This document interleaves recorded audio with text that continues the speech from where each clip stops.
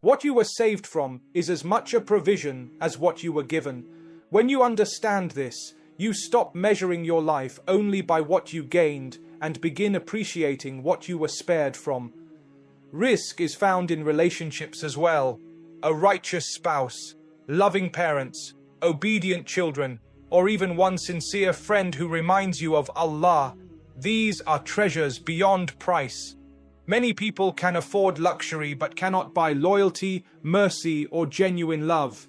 When Allah places kindness in the hearts of people around you, when He gives you someone who supports you in hardship and gratitude in ease, that is rizq flowing into your life in one of its most beautiful forms.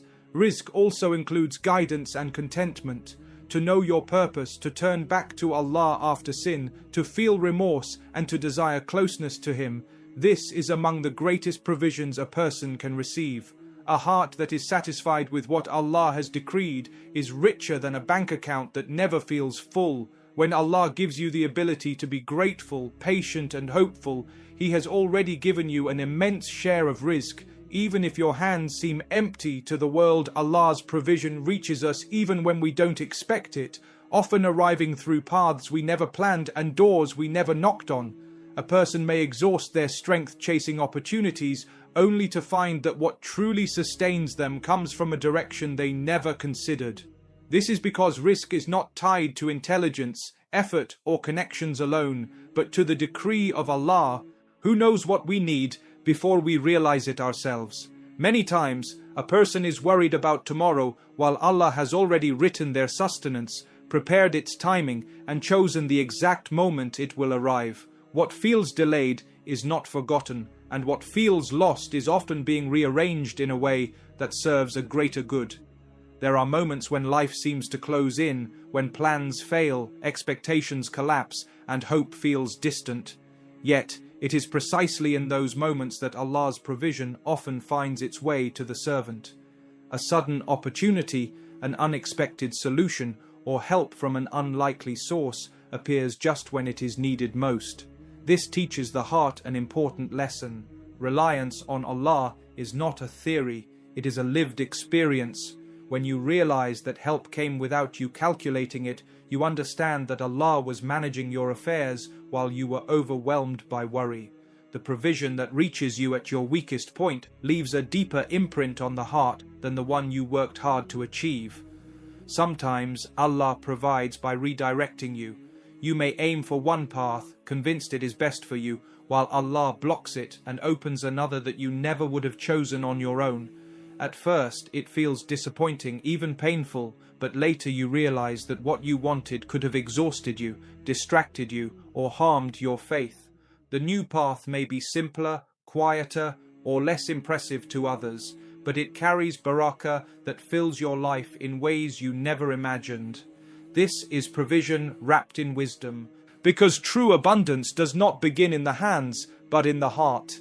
A person may possess many resources, skills, and plans, yet still feel empty and anxious if their heart is not anchored in trust in Allah. When reliance is placed solely on effort, people, or circumstances, the heart remains unsettled, constantly fearing loss and failure.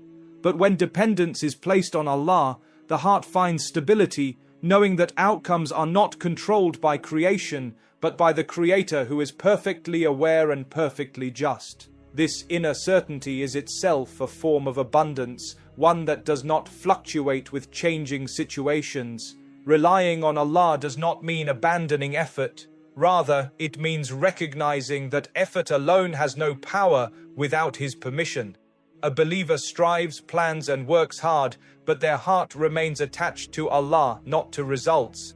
This balance frees a person from desperation and impatience. When something is delayed, they do not feel defeated, and when something is granted, they do not feel arrogant. Dependence on Allah turns success into gratitude and hardship into reflection. Through this reliance, Allah places barakah in what a person does, making small efforts yield greater outcomes and limited means stretch further than expected. Abundance manifests when trust replaces fear.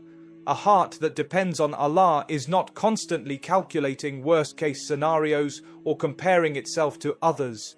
It understands that what is written will arrive at the right time and that nothing meant for someone can miss them. This certainty allows a person to give generously, speak kindly, and live calmly, even when resources seem limited. Paradoxically, the more a person trusts Allah, the less they feel deprived. Contentment grows, and contentment transforms whatever one has into enough. Dependence on Allah also opens doors that cannot be forced open through effort alone.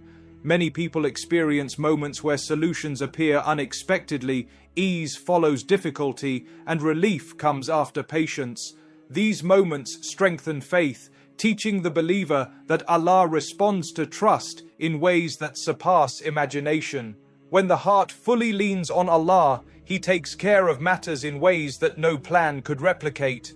This reliance reshapes how a person views life, turning uncertainty into opportunity and scarcity into sufficiency, allowing abundance to flow not just into their circumstances, but deeply into their soul. Gratitude attracts more risk because it transforms the way a person sees what they already have. When the heart is grateful, it no longer focuses solely on what is missing, but becomes aware of the countless blessings that already surround it. This awareness itself is a gift, as many people are so consumed by comparison and dissatisfaction that they overlook the favors Allah has continuously bestowed upon them. Gratitude shifts the heart from complaint to appreciation, and in doing so, it opens the door for increase. Allah promises that when a servant is thankful, He grants them more, not only in quantity, but in barakah and ease. A grateful heart treats blessings with respect. When a person acknowledges that what they have comes from Allah, they are more careful with it, more mindful of how it is used, and more willing to share it with others. This attitude invites further provision, because blessings that are appreciated are blessings that are preserved. In contrast, ingratitude causes blessings to feel heavy and insufficient, no matter how large they are. Gratitude lightens the soul, making even small provisions feel valuable and meaningful. Through this lens, rizq becomes something to be cherished rather than something endlessly chased. Gratitude also protects a person from envy and resentment. When someone thanks Allah sincerely, they stop measuring their life against the lives of others. They recognize that everyone receives a different portion at a different time and in a different form. This understanding brings peace, and peace allows blessings to settle into the heart. A person who is constantly dissatisfied repels contentment, while a person who is grateful creates space for growth. The more gratitude is expressed, the more the heart expands, making room for additional rizq to enter. Gratitude is not limited to words. It is reflected in actions and attitudes. Using what Allah has given in ways that please Him, being patient with what is lacking, and trusting His wisdom in every situation are all forms of thankfulness. Even during hardship, gratitude can exist, not for the difficulty itself, but for the strength, lessons, and protection that come with it. This deeper level of gratitude draws a person closer to Allah and invites unseen forms of rizq, shaping a life where the heart feels full regardless of circumstance.